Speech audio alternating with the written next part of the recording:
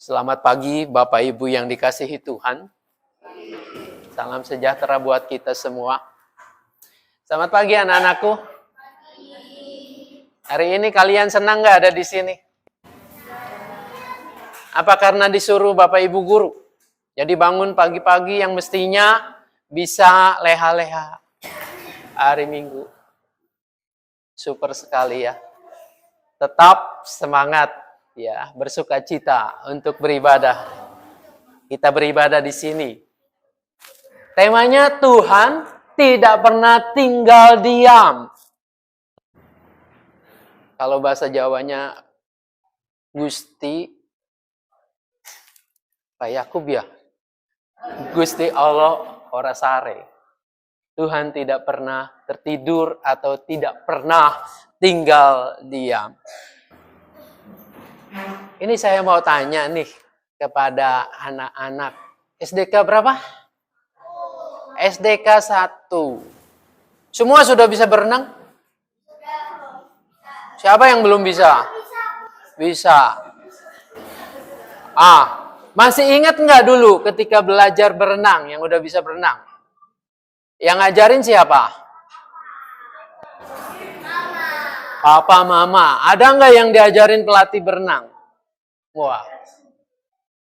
Sekarang bisa bertanding dong kalau diajar oleh pelatih ya.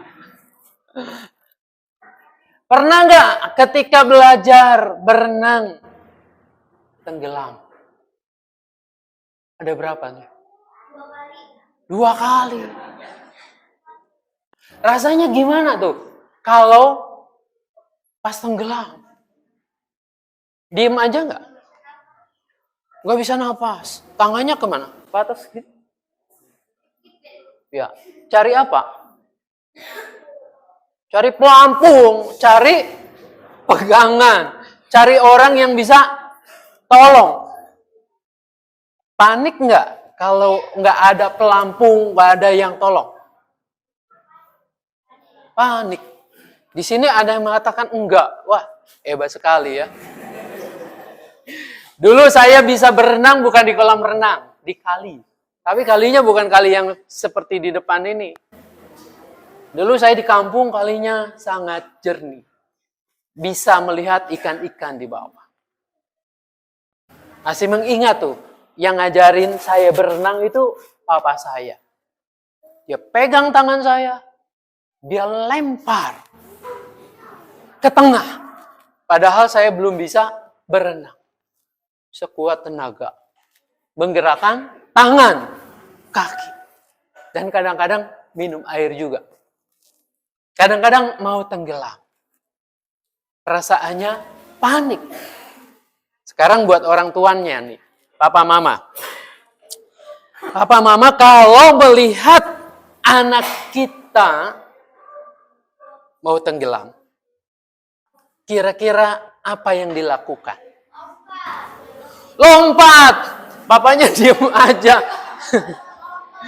Papa mamanya nggak bisa berenang juga. Diem aja. Pasti orang tua akan panik. Saya bayangkan lagi mungkin Opa Hartono. Kalau Robert tenggelam, pasti nggak tinggal diam. Tapi kalau dia nggak bisa berenang gimana? Lalu di sampingnya ada pelatih berenang. Apa yang dilakukan? Apa yang dilakukan orang tua ketika anaknya mau tenggelam, tapi di sampingnya itu ada pelatih berenang? Kira-kira apa yang mau dilakukan? Pelatih berenangnya nggak ujuk-ujuk lompat. Pasti yang panik duluan tuh orang tua. Ayo cepat. Tolong anak saya. Tolong cucu saya. Dia mau tenggelam. Nah, itu yang dilakukan oleh orang tua. Kenapa orang tua melakukan itu? Karena sayang anaknya. Anak kecil aja tahu. Sayang sama anaknya. Betul. Nah, tapi kalau si pelatih yang tahu jago berenang itu diem saja, pasti orang tua akan gergetan, ya. Mungkin akan marah, mungkin akan melakukan sesuatu untuk sang pelatih ini. Nah, kisah ini tuh mirip-mirip nih dengan apa yang dikatakan oleh Injil tadi. Oleh Yohanes 2 ayat 1 sampai 11. Kisahnya bukan di kolam renang, tetapi ini sebuah pesta. Pesta perkawinan di Kana yang di Galilea. Kalau pesta perkawinan di sana, katanya itu memakan waktu yang panjang. Bisa seminggu. Pesta 7 hari, 7 malam. Salah satu unsur pesta bukan hanya makanan, tetapi anggur. Yang dimaksud anggur di sini bukan buah anggur itu, tetapi minuman yang terbuat dari anggur itu. Wine. Nah, inilah sebetulnya lambang sukacita. Lambang kegembiraan. Meskipun ada yang bablas sampai mabuk. Ya. Firman Tuhan mengatakan harus mengendalikan diri. Jangan sampai pesta pora mabuk. Nah, ketika anggur ini kurang, habis, ini kan sesuatu yang memalukan bagi orang yang sedang hajatan, yang sedang pesta. Ini sebuah aib. Maka situasi yang dihadapi oleh kerabatnya Ibu Yesus, Maria ada di situ katanya. Dituliskan bukan undangan, tetapi ia kerabatnya di sana. Maka Maria merasakan suatu hal yang, wah ini keluarga sedang dalam keadaan gawat nih. Keadaan genting, ya bukan mau tenggelam, tapi genting, gawat, bisa nanti dipermalukan. Bisa nanti ngomongnya panjang lebar. Oh, waktu pernikahan dia nih makanannya kurang, minumannya kurang. Ini kurang anggur. Pasti kita juga kalau yang diundang makan dalam perjamuan kawin, undangan, kalau kita kehabisan makanan, kita tidak hanya kecewa di tempat itunya kan. Pasti udah pulang kita cerita, makan apa di sana? Enggak kebagian. Makanannya udah habis, tamunya banyak. Nah, ini merupakan sesuatu yang aib, yang memalukan buat yang punya pesta. Dalam keadaan gawat ini, dalam keadaan genting, Ibu Yesus nih tahu bahwa anaknya Yesus, Tuhan Yesus ada di situ. Setidaknya Maria, ibunya Yesus itu tahu bahwa Yesus ini bukan sembarangan anak. Dia telah melihat keajaiban demi keajaiban sejak dari lahir sampai dewasa. Pasti dia punya pengharapan. Anaknya akan melakukan sesuatu kalau diminta. Dia datang bicara sama Yesus. Mereka kekurangan anggur. Bahasa orang tua ya. Cepet dong, tolong. Lakukan sesuatu. Ini saat yang genting. Ini saat yang gawat. Ini bisa merusak nama baik. Nah, setiap orang tua juga punya harapan terhadap anak-anaknya. Namun apa yang terjadi di situ? Yang kita baca dalam Injil apa jawaban Yesus? Oh iya Mami, nanti saya akan lakukan sesuatu. Saya akan berbuat sesuatu supaya ini tidak menjadi sesuatu yang memalukan. Ternyata jawaban Tuhan Yesus apa? Mau apa dengan aku, ibu? Dalam terjemahan yang lama, mau apa dengan aku, perempuan? Bayangkan ya, Anda jadi seorang ibu, mama. Minta tolong sama anaknya. Yang sudah pasti anak kita itu bisa melakukan. Tapi dijawabnya, mau apa dengan aku? Ini bukan urusanku. Terjemahan yang lain bisa dikatakan itu. Ini bukan urusanku. Waktuku belum tiba. Kira-kira apa yang terjadi atau yang kita rasakan di hati kita? Siapa tuh yang ngomong kecewa? Kecewa. Pak Asun ngomong kecewa. Saya juga membayangkan. Kalau anak saya bisa melakukan sesuatu, saya lagi kerepotan, minta tolong, kemudian anak saya mengatakan, bukan urusanku, mau apa dengan aku? Wah, ini anak ini, kata orang Mangga Besar, auban. Benar ya? Kalau anak yang begitu, auban, puhau, apalagi?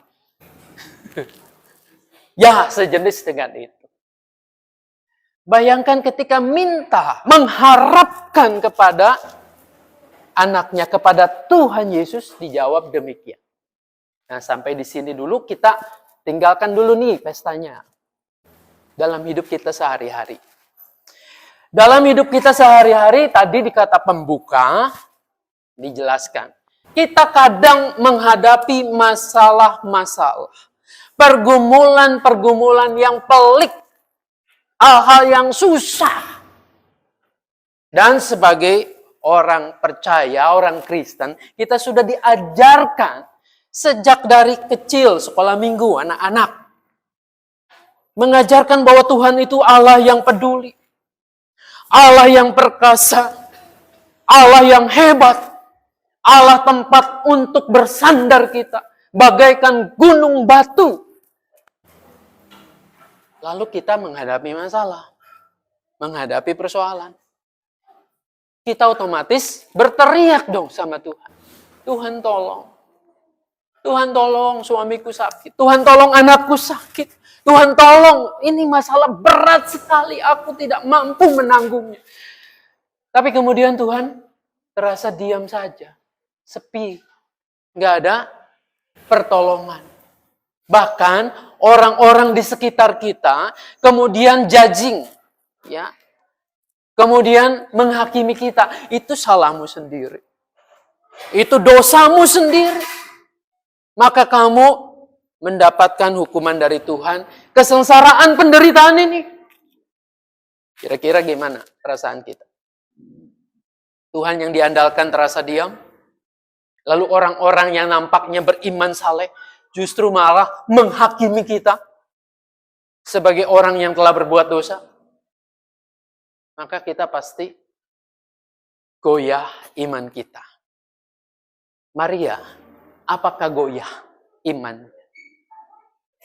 Apakah dia ngambek, maki-maki kepada anaknya, bahwa anaknya tidak mau menolongin? Ternyata Maria tidak melakukan seperti kebanyakan orang. Maria hanya berpesan kepada para pelayannya apa? Lakukanlah seperti apa yang diperintahkannya kepadamu. Saudara-saudara, untuk melihat penyertaan Tuhan, singkirkan yang namanya rasa kecewa, rasa marah, rasa negative thinking, rasa suudzon pada Tuhan. Ubahlah dengan sikap yang positif. Tidak mudah, betul.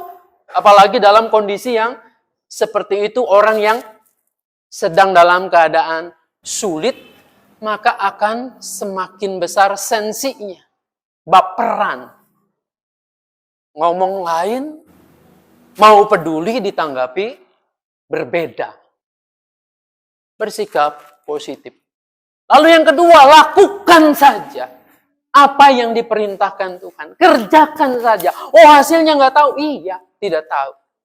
Tapi Anda diminta untuk melakukan saja. Ada hal yang menarik. Saudara-saudara, ada katak masuk ke dalam kubangan air susu di ember. Dia tidak bisa naik, hanya mutar-mutar saja. Lalu dengan bergerak terus-menerus, lama-lama susu itu jadi kental. Lama-lama susunya jadi keju, lalu dia bisa loncat. Beda dengan katak yang diam saja, menyerah, dia bisa tenggelam. Kita melakukan apa yang diperintahkan Tuhan. Para pelayan ini melakukan apa yang diperintahkan oleh Yesus. Lalu Yesus, apakah betul dia tidak peduli? Apakah betul dia mengatakan itu, ini bukan urusanku? Ternyata tidak. Dia mengatakan isi tempayan-tempayan itu. Mungkin tong ya, gentong yang besar-besar itu. Isinya 80 liter sampai 120 liter kali 6. Anda hitung sendiri, ada berapa ratus liter.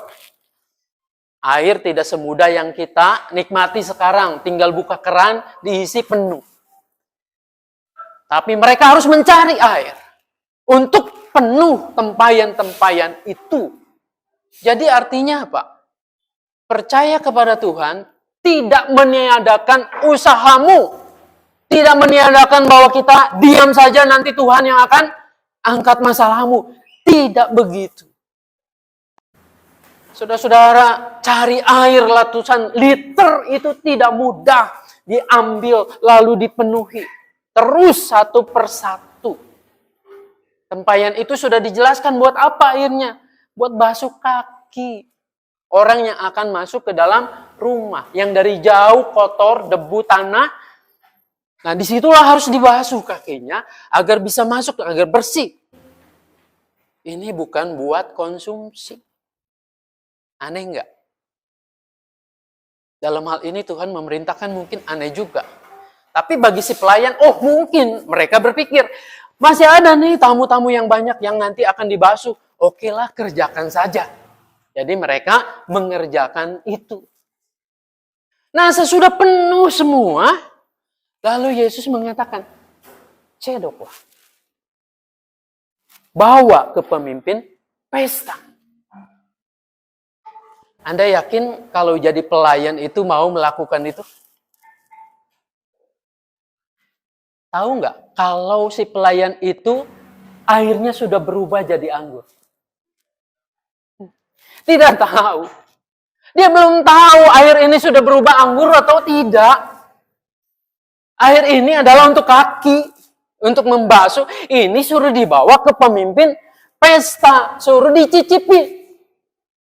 Mungkin kita katakan, waduh, ini perbuatan, ini pekerjaan yang konyol. Mungkin aku akan dipermalukan di tengah-tengah hiruk-pikuk orang yang sedang pesta. Kan pemimpin pesta pasti ada di tengah, pusat perhatiannya. Tetapi rupanya, para pelayan ini sudah ketularan virus positif dari Maria. Maria kan tadi positif. Dia tidak marah, dia tidak kecewa.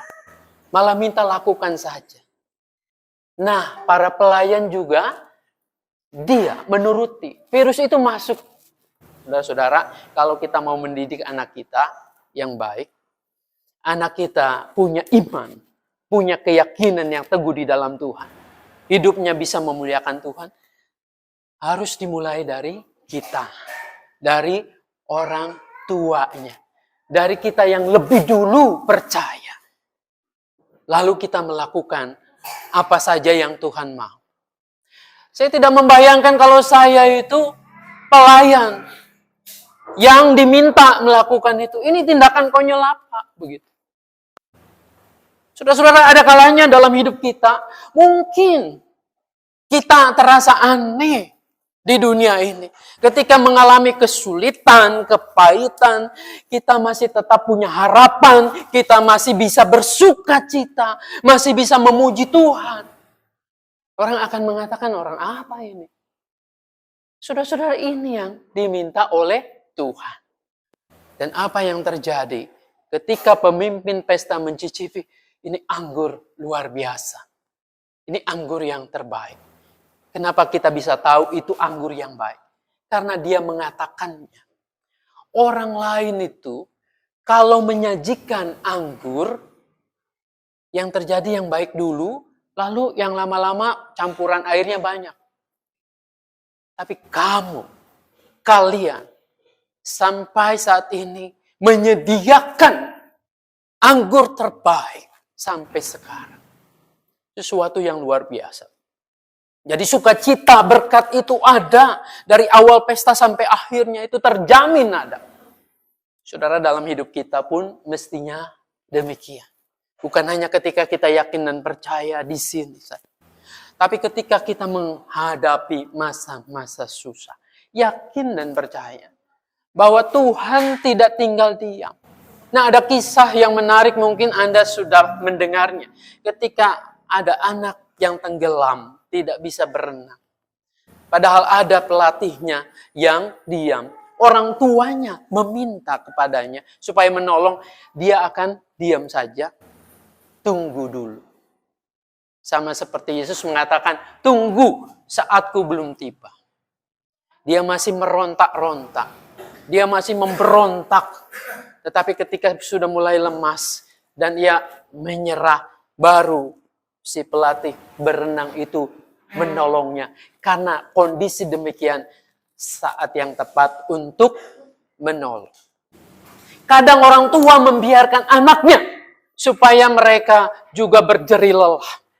Mungkin menangis, mungkin meratap. Dulu sebelum saya pendeta, saya bekerja di sebuah pabrik tekstil di Bandung.